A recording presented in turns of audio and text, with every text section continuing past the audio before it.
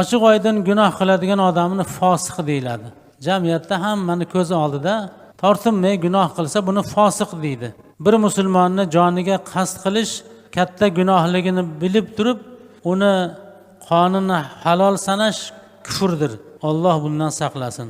Gohida bo'lar bo'lmasga signal chalish, nomahramlarga nazar solish yoki musiqani baland qo'yish bilan o'zgalarga ozor berishadi. Kechki paytlarda boshqa haydovchilarning ko'zini oladigan darajada chiroqlarni yoritib borish. Ba'zi ahmoqlar bu bilan zavqlanadi. Ular hammasi ozor, hammasi gunohdir.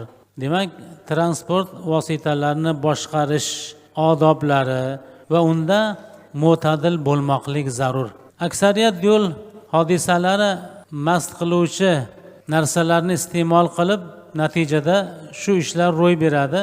Yoki tezlikni me'yoridan oshirish yoki telefonda gaplashish sababli yuz beryapti. Mast qiluvchi ichimliklarni ichish katta gunoh. Ichgan odamni iymondan chiqaradi.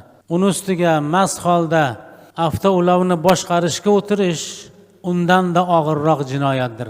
Telefonda gaplashish esa haydovchining ham, piyodaning ham diqqatini oladi.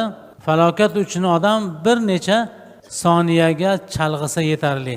Dinimiz ko'rsatmalarida inson odatda piyoda yurganda ham, ulovda yurganda ham mo'tadil bir tezlikda yurishligi tavsiya qilinadi. Piyoda yurganda haddan tashqari tez yurish mo'minni haybatini ketkazadi. Ulovda haddan tez yurishlik kibr va o'zini boshqalardan ustun qo'yishlikka sabab bo'ladi.